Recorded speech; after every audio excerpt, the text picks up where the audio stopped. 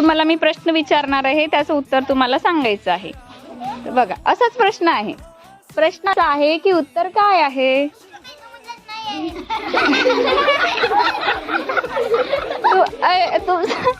प्रश्न सिंपल आहे. प्रश्न असा आहे की उत्तर काय आहे?